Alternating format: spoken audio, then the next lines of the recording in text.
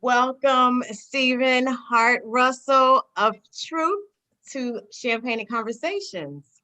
Hello, how you doing? I'm fine. How are you doing? Please forgive me for being a tad bit late. Oh, were you late? We didn't even notice it, right, guys?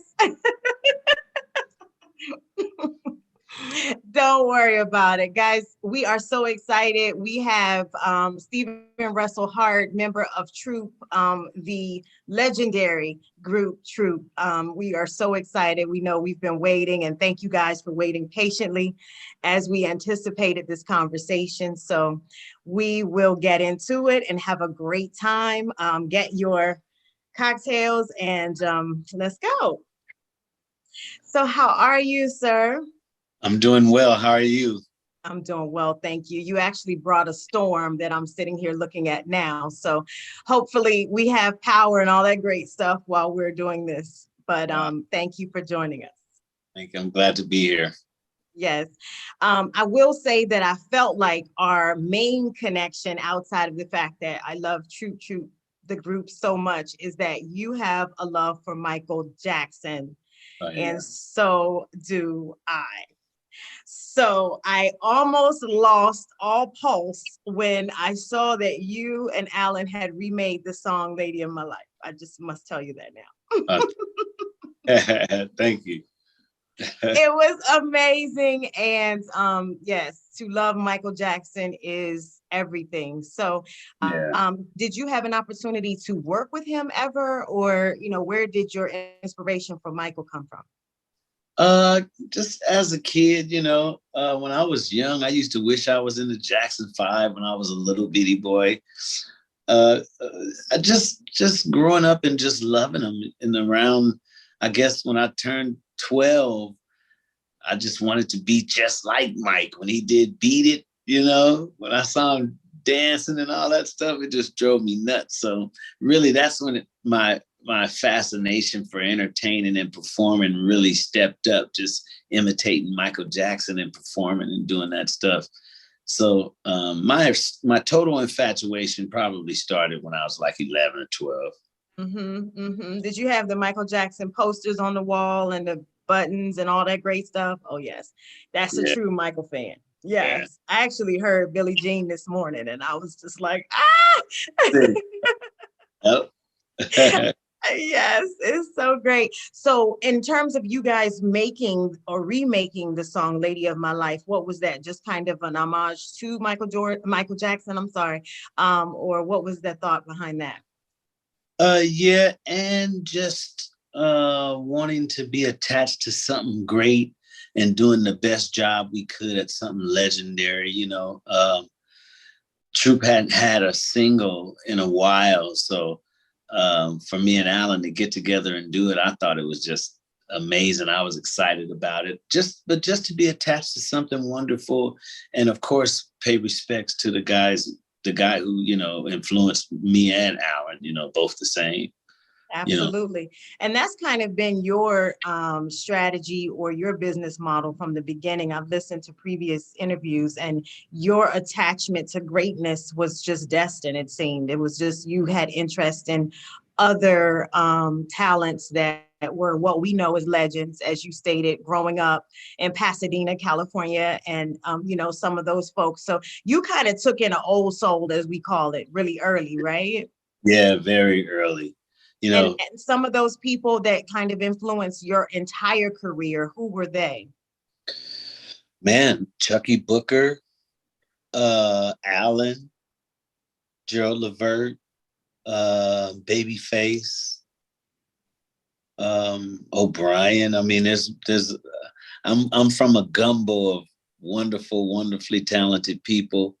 But my biggest influence, I'll say Chucky Booker has to be, one of my biggest musically and as a producer, because Chucky was the one who took time to teach me how to produce and teach me what, the approach. Chucky and Gerald really took me under their wings and really helped me grow. So those are my influences, personally. you know. Yeah. And Gerald produced part of your album, if not all of the album, your second album, Attitude. Yeah, well, he actually wrote our first single as well. Him and Okay. my bro Mark Gordon and Pops Burt, they wrote Mamacita, which is what broke us into the industry. And then the second album, yeah, he did That's My Attitude, the title track, and a couple other songs. And I was, I was close with him. I was with him working on a few albums. Yeah. Yeah, so he contributed to Troop, definitely. He was one of the main reasons we were who we were. Wow. Rest in peace, Gerald Levert. We definitely love him for sure. Now I want to ask you, in terms of your production and your writing, the lyrics to the infamous Spread My Wings. Did you have any contribution to those lyrics, and what was your influence with that? Specifically the hook. Well, I can't take any credit for writing that song. Okay. The only credit that I take is that we got that song. I hounded Chucky for weeks on top of weeks, for a song. Like, he had a song called Turned Away that I wanted for Troop that he was keeping. And so I just hounded him endlessly. The guys in the group, they probably don't even know. But I stayed on his case until he wrote us a song that was special like that. And that's how we got it. But Chucky Booker is the writer, producer of that amazing song. Amazing song. Oh my gosh, it's an amazing song. So in that, did you find love or did you not find love? Well, yeah, I thought I did, Okay. I thought I did at the time. So, yeah. Yes. So since you did not write that one, I have to now put you on the spot. But before that, I want you to tell us a story in regards to some lyrics that you did actually write on whatever album it may be. But please do not add to my trauma. I had a story told to us actually on D Nice's Live, but Brian McKnight shared a love story. I thought it was anyway about Back at One. And we learned that it was about a remote control. I was so sad. I'm traumatized. So please, even if it was, just make up something else. But we need the real love story about something that you actually wrote. A love story. Well, I guess my first love song was a song on our first album called Still in Love. And I was in love with my high school sweetheart at the time. So, she used to come over at certain times at night. We had just a schedule thing down. It was amazing, So anyway, that influenced the lyrics in that love song for sure.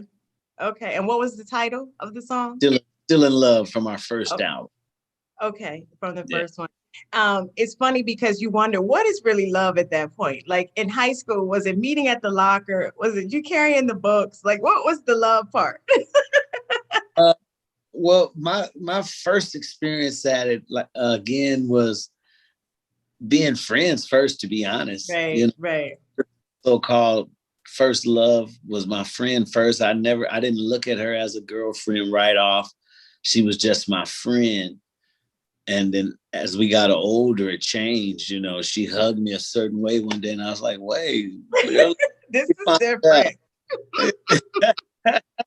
Right.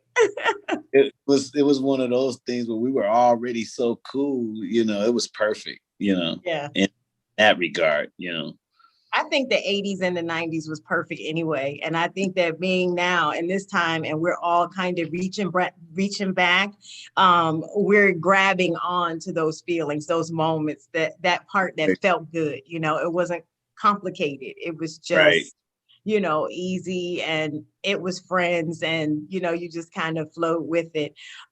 Your other song, All I Do Is Think of You, which is another huge song, and probably my second favorite. in terms of the contributions there, any, major moments that you all have experienced in performing that song or even recording the video for that song? Yeah, I tell you, we were performing that song on tour, and Janet Jackson and Jermaine Jackson were both there. You know, that the writer of the song, an older guy, he wrote for Motown back in the day, Michael Love Smith, bless him.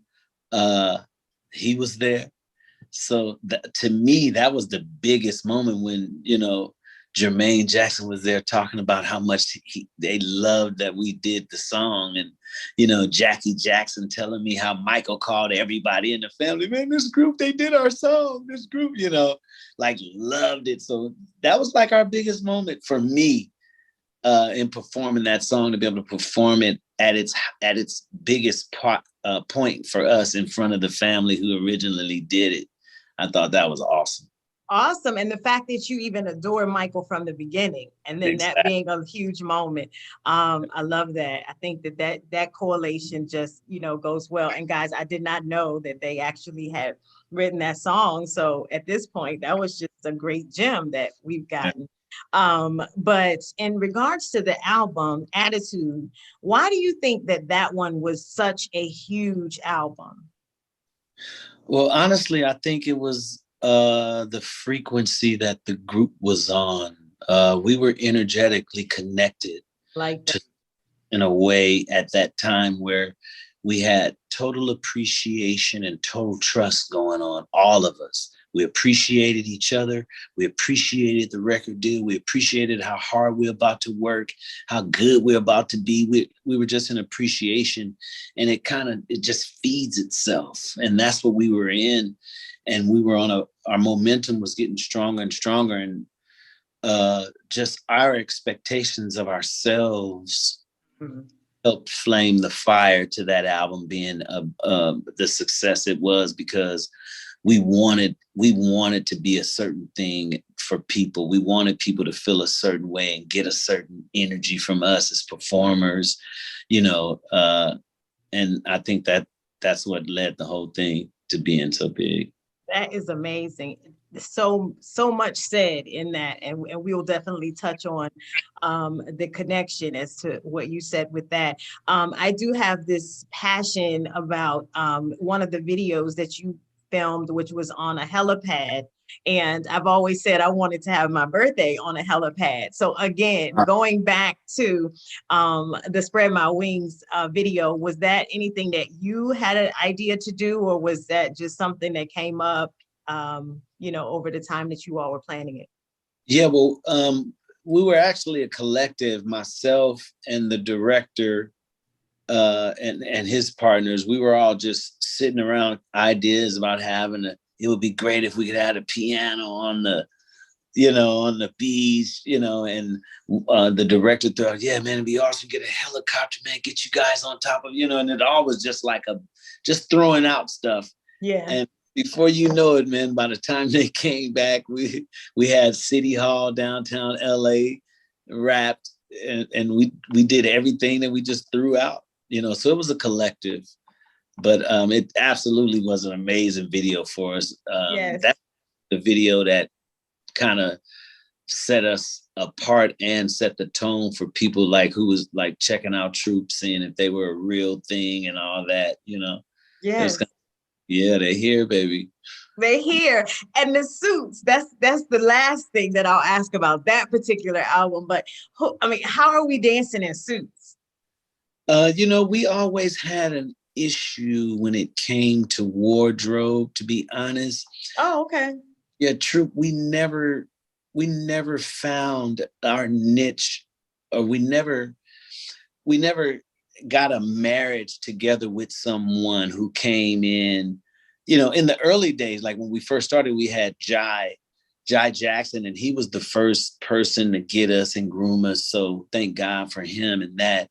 But once we started to change and mature, we didn't have magic with a person or somebody who was just great at that to get us. And we were always just kind of putting our heads together, just trying to come up with something. I never felt comfortable wardrobe wise as long as I was in truth. Wow. I mean, Yeah. obviously we wouldn't know that, that was obviously an internal Yeah. thing because it looked great. We liked it, but Yeah, if you had a problem with it, we're sorry. yeah. It was just, how, I don't know, being a performer, like I like wearing certain colors because I've always had, to me, a weight situation just in my mind, so Right. I like certain colors that make me feel better, Right. so it was, it's just something like that. I didn't ever hate it, but I always wanted to feel extra comfortable. But You wanted a sweatsuit? You wanted a no, I just feel swagged out. Sergio Chikini. Yeah, What was that? A Lacoste sweatsuit. You wanted that? exactly. Something cool, but anyway, we had fun. Yes, absolutely. And rest in peace, Reggie. It's so sad that we just Yeah. lost him. And I mean, was that anything that was COVID related, or that was another type of health Just situation? his other bodily organs just wearing out, you know, just a tough life. Reggie had a tough life, the way he perceived his childhood, the way he perceived the memories of things that he had to deal with growing up. If you don't throw punches in this fight with the ego to leave that stuff in the past and get over that, that stuff haunts you. It haunts people, and you don't love yourself all the time when you feel like, when you've perceived something and taken something out on yourself that wasn't even your fault, you know. Wow. You know. Yeah, you had an interview that I almost clicked out of maybe 2 or 3 times. Like every time I would get to a point, I would say, okay, I've heard enough. I've heard enough. And I happened to listen to this one and all the way to the end. And at the end, I was in tears. And I was just like, oh my gosh, because just as you explained about how you guys were in essence in alignment with your second album, what you were speaking about is understanding who we are, understanding whose we are, and being in alignment with that, and being able to take that ownership and walking forward in all of our glory, and being in one with source. So I was so thankful when I heard you say that. And I was like, these are the people that I love to speak with outside of the legendary group. The fact that your soul spoke to that and you recognized it. And, if you had have been able to share even that message, as you just stated, with Reggie or what have you, potentially those are the things that people need to hear, especially in this time that we're in. But yes, please, I want you to share some of what you were saying there with us, because I need that here too. Well, a lot of times, if you look at life, when you get a bike, it comes with instructions. When you get anything that you have to use has instructions. Everything comes with instructions, right? Except for us as a piece of God gaining a physical experience, a physical body. We don't have instructions. We just have parents who've been indoctrinated, influenced, learned. Our instructions are like all over the place. Right. So we're not equipped with not the equipment, but we're not even equipped with what this experience is that we have in this physical body. The first thing that happens when we get our bodies is we learn that we're separate from God. Like we love him and he's to be worshiped, but we're not him. And that's the biggest spell. That's the biggest damage that you can do to a soul. When the soul is in complete forgiveness, we're supposed to remind him that he's God in the flesh. We're supposed to remind her that she's God having a physical experience, not take that and send you on a life of being low and beneath this God, when all the time it's you. The way you think, the way you feel is going to be what you attract. And those those type of things are not given to us early enough in our life. Right. That's You know, that's exactly right. And I think that in COVID, we've all had to tap into that, tune into that, I'm turn it glad. on, and really seek options or opportunities or source energy or what have you to be able to understand again Yeah. who we are and whose we are and why we are. Because I think that we were replacing those things with something else. And when all of that went away, then the reality set in that this is where what we're supposed to be doing and understanding, our contributions to the legacy that we're here to provide. Yes. Yeah, and learning to forgive and love yourself, enjoying and appreciating the journey. Absolutely. We Absolutely. came to gain love unconditional, Yes. love of self, love of self, love of self, love of self, love of self, love of self. It's important. Yes, it's Yes. it should be number one on our list. Yes. Love self first, speaking, remembering, like once you know your God in the flesh and you have these weapons of tongue and weapons of thought, once you know that and you've accepted it and you're free now, because now the truth has manifested in your life and now you're free. Now you're going to speak life and things into your existence. You're going to wake up and say, this is going to be such a wonderful experience. You know, knowing that that's momentum and that's like gas fueling the attraction of the positive that you want, instead of saying, damn, every time, this always happens, man. I hope a job calls today. It's just a total different existence when you're living in the truth and knowing and accepting what you are and how powerful our words and our thoughts really are. It's like Absolutely. more people would just really just, if you could take anything from the interview, take in consideration the way you think. If you think habitually against the positive, please start to change that if you want a different result. And it's so easy. The universe is waiting for you to show yourself loving and trusting of that you're okay already. Yes. Seeing The shift. they happen, Yes. you know. Absolutely. Now, on your journey, did you know that early on, or did you kind of align with that later on after you had kind of, immersed in your career and certain things started to transpire? Well, to be honest, my mom, bless her heart, uh, the damage that she perceived in her life coming up, she went the opposite direction with her only child. So she was on purpose with making sure that my entire childhood, that I could do whatever I wanted to do, that I was able. She never gave me the impression that there was something that I couldn't do. Nice. She made sure she built me in that way. So I think that's what attracted the guys in truth. That's what attracted all of those things, was the energy that the flame that she set on a positive note of self. And of course, you get success, you get all of these things. Once the ego steps in and you start perceiving things, you start believing all these things. It's like red pill, blue pill now. So all of those things, now it's like your hard drive is being invaded with spamware.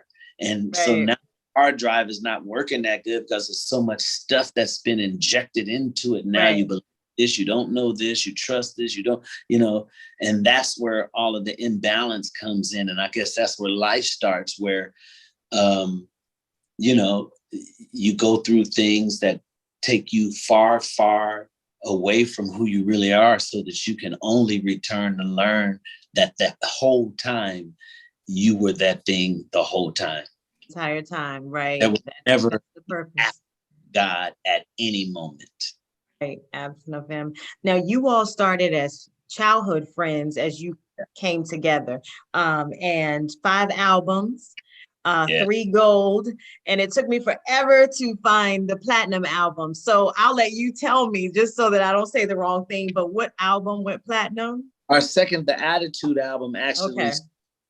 yeah, that actually sold. I don't know why we didn't get certified with that, but We sold a lot of records with that album. And so the third album was close too.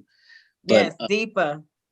exactly. Yes, I love that. And I knew nothing of it. And I'm a music everything. I knew nothing of Diva at all until, let's say, Sunday or Saturday, right? And then yeah, I know Instagram was like, if she loads one more YouTube video on Instagram, we're going to right. cut her off, because it was everyone that I listened to, which my favorite, of course, it was Sunday, but Praise was Okay. amazing, Thank you you. know? And Thank again, to what you are just expressing here, I just felt like, where was I to not know, that Diva was even in Yeah. existence? I never heard the album before. Yeah. It was an energetic shift going on. Things were changing, like, what we were talking about earlier. You know, if you forget appreciation, if you forget that you're totally in control and you start to shift your energy, you throw yourself off the tracks. You know, you throw Yeah, and yourself so you all off. came out with that album, and what other groups were out at that time? Yeah, see, by that time, Jodeci came after our Hmm. voice came. Silk, Keith Sweat put out Silk, so it was a different vibe coming in, and after Troop dancing so hard and doing all the stuff we were doing, these new groups was like, forget that, we're gonna go the opposite direction, and it worked. So Yeah.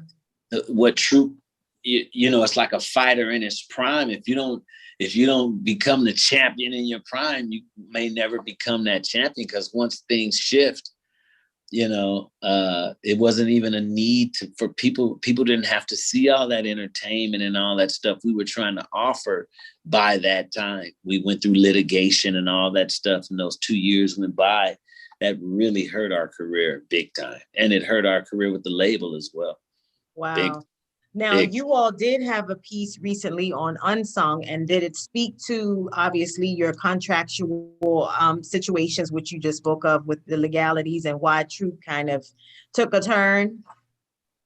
It did kind of. Yeah, it did kind of.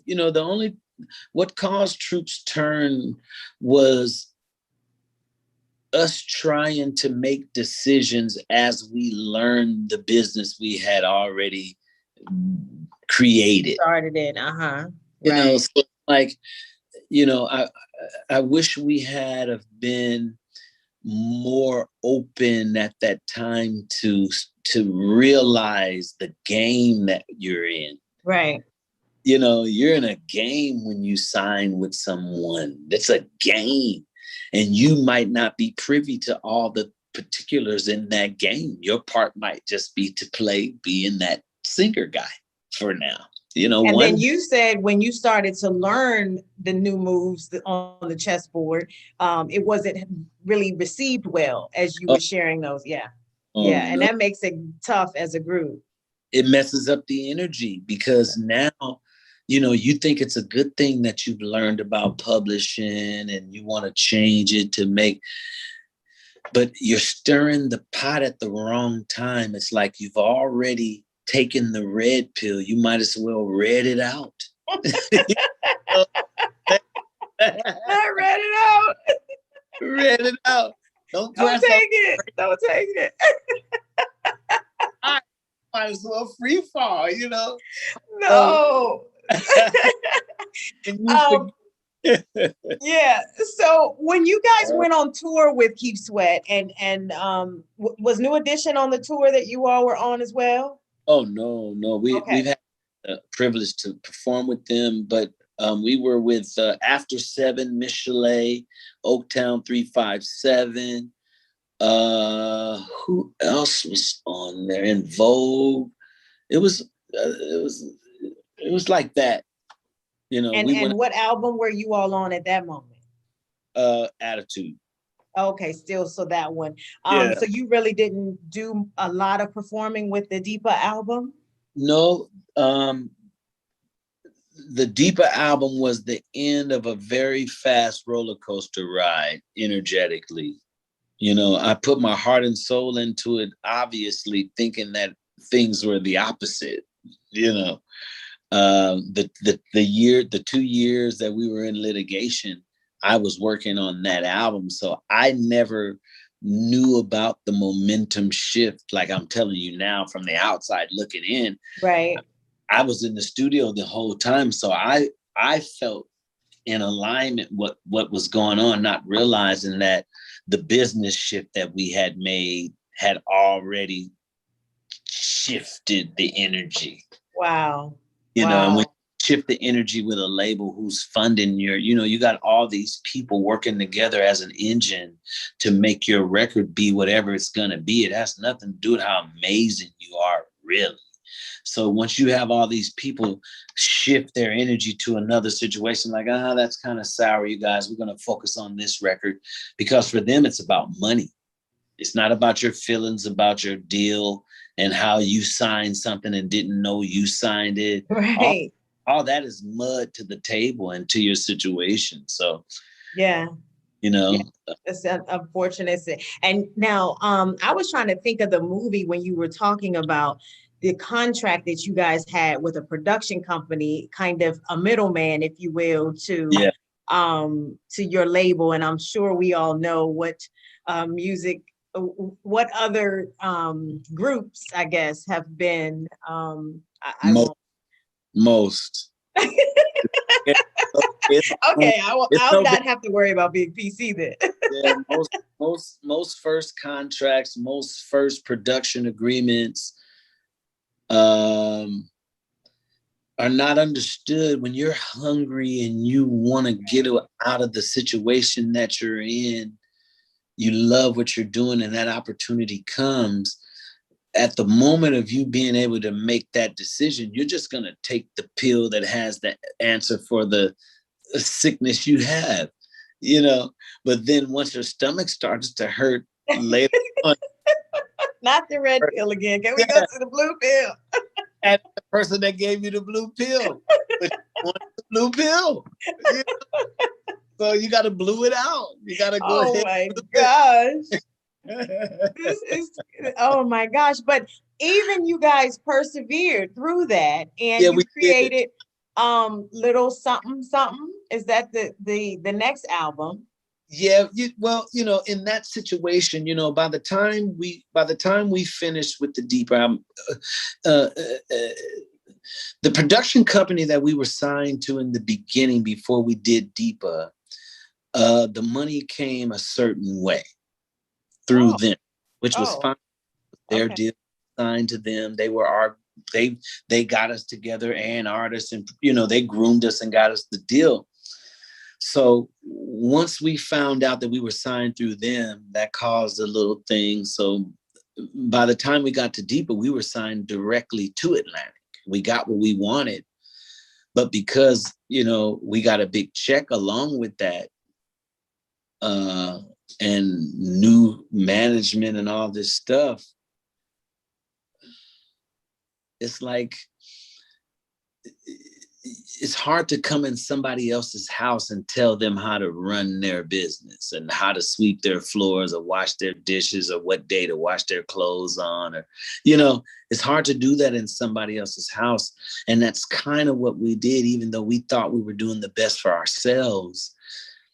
For a record label, they don't have to care about you and what you're, go do that somewhere else, and so when you try to do that, everybody's friends. So nobody's going to sign you. You just left my buddies. You just left my buddy's label, Wow. So that's just the game. That's just the way that it is. And that's, and for Troop, I'll say, and I'm naming all of these particular things to show how when you're out of alignment, those particulars have power over you being God in the flesh. So that's why I'm bringing that up, so that I can wrap it up to the point where going through all of those things and giving power to all of these situations was only because the five of us had lost alignment with each other. Look at that. That energy that I spoke of before was gone. So now the particulars mean everything. There's no God now. Isn't that powerful? If we don't take anything else, so powerful. Wonderful. Yeah, it's wonderful to Yes, experience. Come out on this end, still young and creative, and get to know that stuff now. I'm yes, gonna yes. always alignment. If it has anything to do with Steve and his existence, I'm gonna always be on purpose with the way that I think and the way that I feel, because that's the universe responds to the way we feel inside. Yes, Got yes. any doubt? If you got any doubt and any lack of, if you got any fear, if you got any lack of trust going on deep inside, that's what the universe is responding to. And that's why it doesn't matter how talented you are. That fear that you have is praying against what you desire. And this is where individuality and self-searching comes in, where you have to have trust that everything is already manifest. It's working for your Get, good. Yes. yeah, get in alignment with what's good. If you don't have a new house, close your eyes for 15 minutes for a day, for 20 days, 30 days, and walk through your new house. Smell Isn't the that something? smell. Especially while we're in the house. You can just go imagine a new Listen, house if you listen, want it. if you're in your old bucket and you want a new car, smell the leather of the new car. Feel good about the car that you're in and just love the new car that you already got. Experience it before you get it. The universe loves when we have audacity. Like, what? You driving around in that and feel like, what? Okay, wait a minute. Let me go ahead. Okay. That's You, nice. how That the is universe very works. nice. That's how the universe works, and it works with us negatively the same. That's why if you're more adapt to practicing a lower energy on Yes. accident, if your energy is kind of funky on accident, that creates something for the universe to respond to. You're going to have funky friends. You're going to attract funky conversations. You're going to attract funky things that creates funky to keep funky going. That's the way the universe works. And if we could just figure out that even on the positive note with what we desire, the universe works the same. It's just we have to get out of the old practices. That's the trick. You got to get out of the old way you thought, the old way you're used to feeling when you wake up in the morning. Now you got to start to be on purpose and say, oh, this is going to be a good day today. This is going to be my breakthrough day today, just for nothing.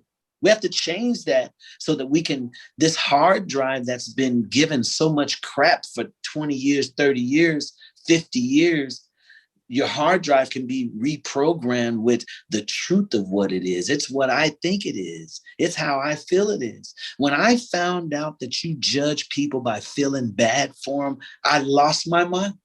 I thought I thought that you have the right to feel bad for someone you perceive to be in a worse situation than you. Yes. That Right. whole perception is judgment. How can they be in a worse situation than you, except for in their perception? And Right. what manifests for their lack of knowledge of the acceptance of the That's in the relationship. universe. Okay. Yes. They're the same force as you and I. Yes. We're the same force as Prince and Michael Jackson. Let's get some. Let's grab some of that. You get what I'm Yes. saying? I love that. You get what I'm saying? Yes. They grabbed all the Prince. Absolutely. James Brown grabbed all of James Brown. Yes. You know, these Yes. people grabbed all of who they were. We're scavenging and looking and trying to don't know what it is instead of being in alignment with your own self. Yes. You're everything already. Yes. I love that.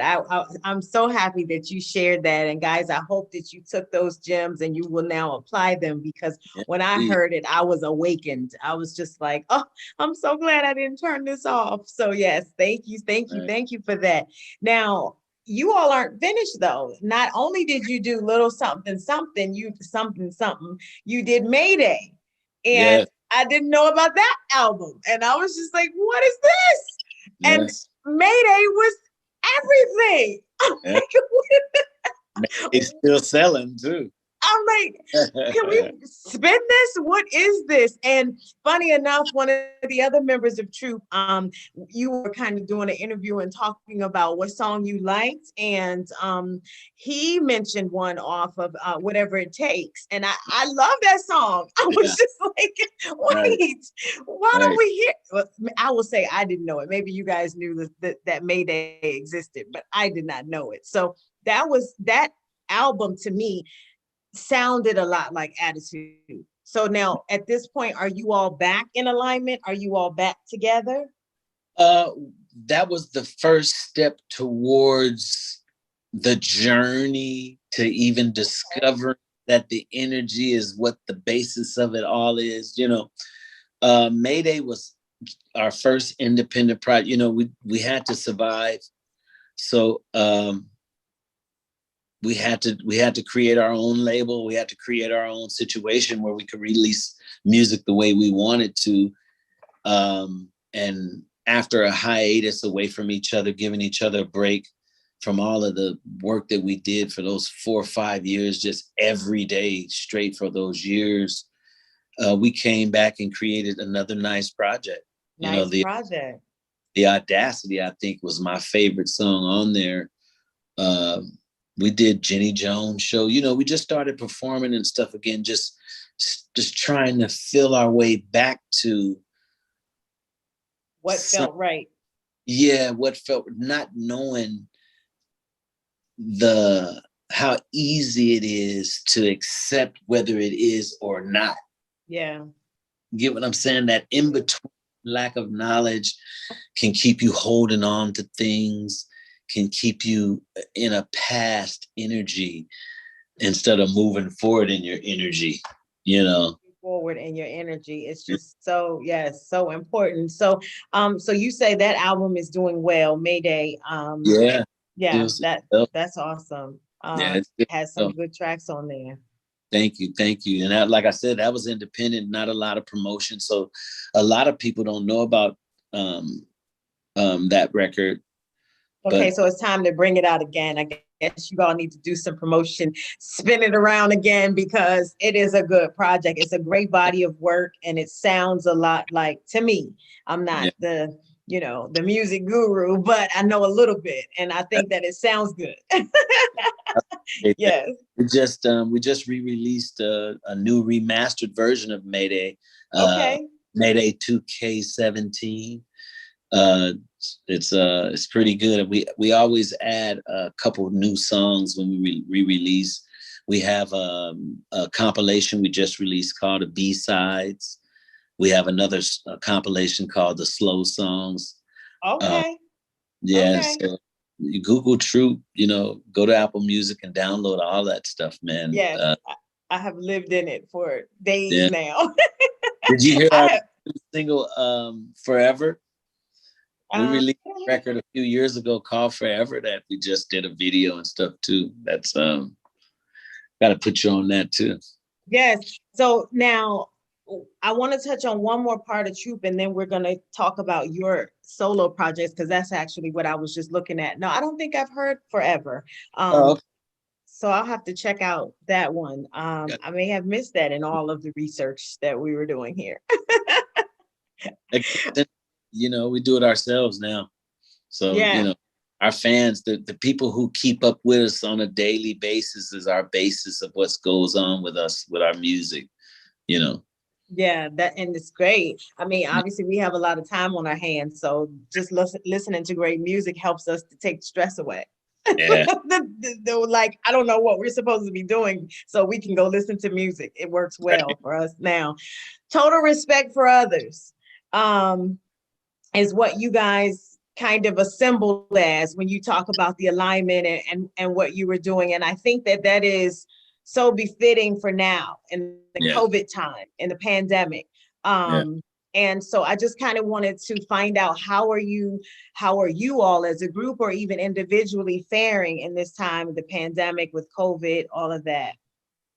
We're doing good. Everybody's staying in shape.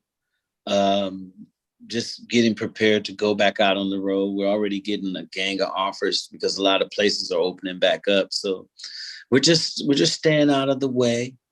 Not getting too caught up in the hype either way. Everything is based on energy, and we know that like attracts like. So we try to be in a like situation where we're only attracting what we want, and it's working.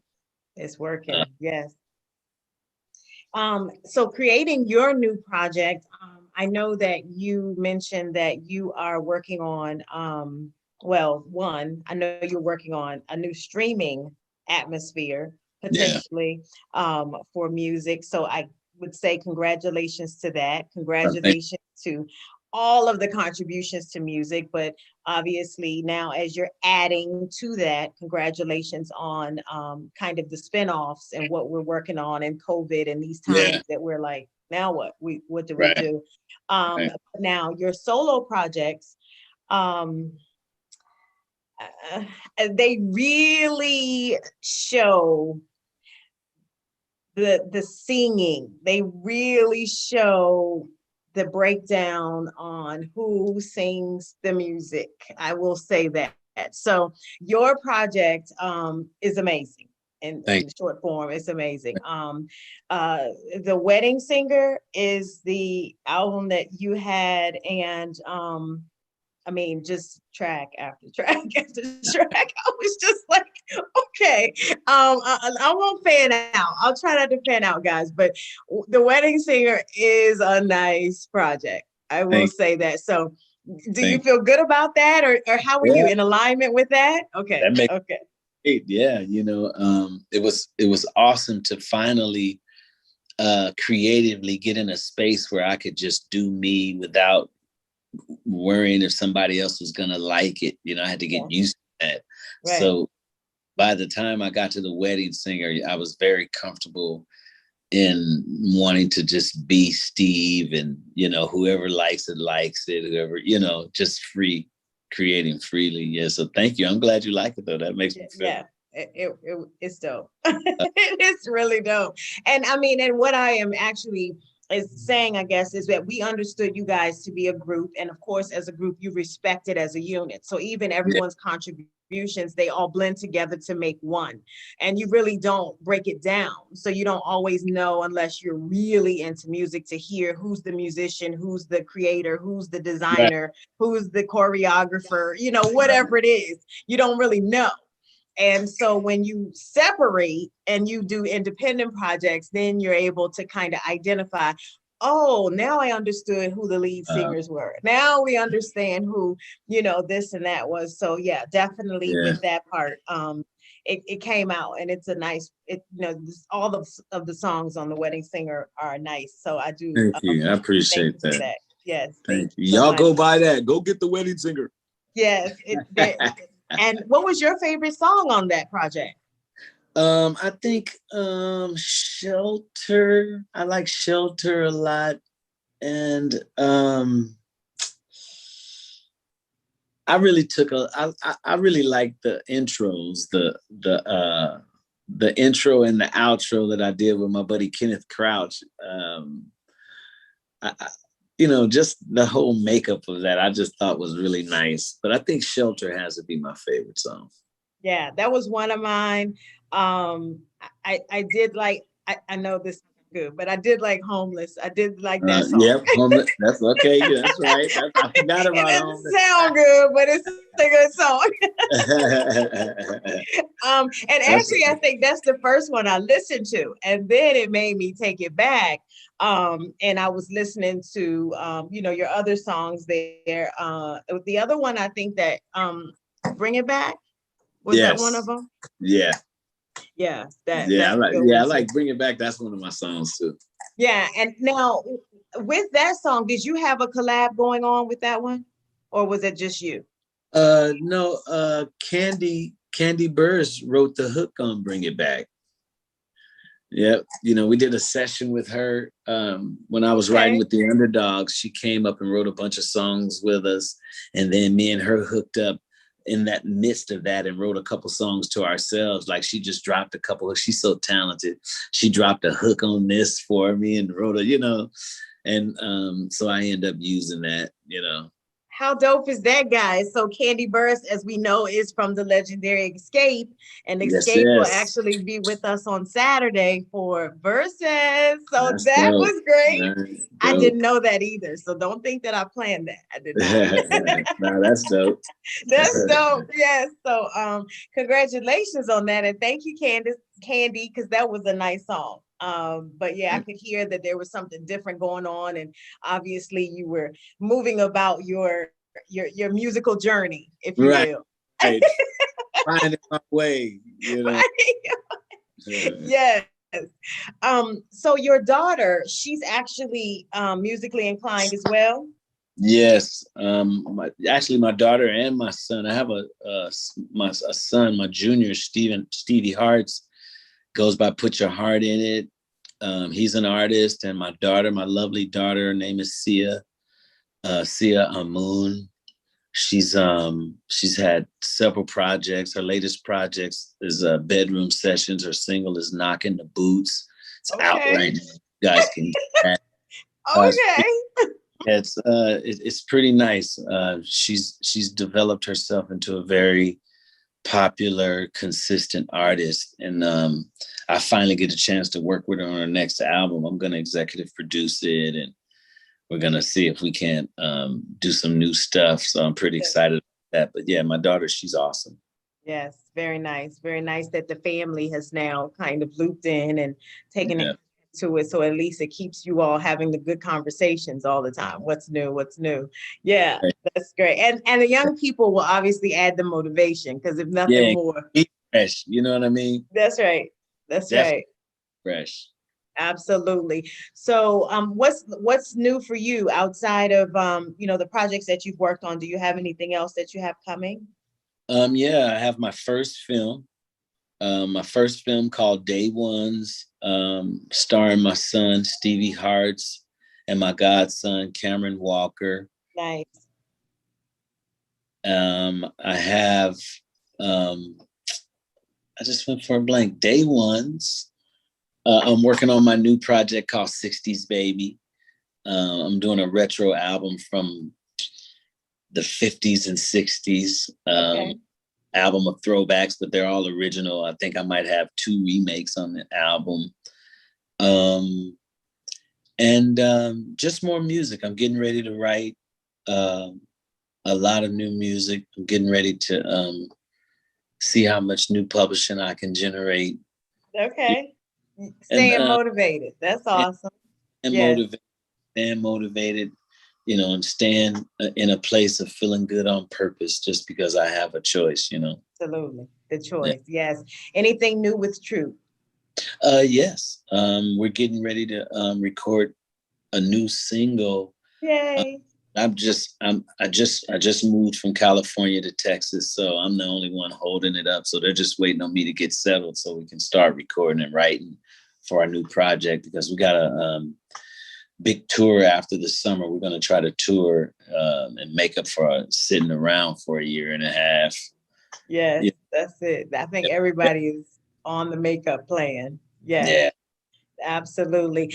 Thank you so, so much, ladies and gentlemen. We have Troop member Stephen Russell Harts, the ever so talented, legendary group Troop, and we have Stephen with his own individual projects and his babies that have projects. And hopefully, you all have been able to get so much information, motivation, alignment, understanding all of the beautiful things that we need to really, really encompass as we're continuously moving through this COVID.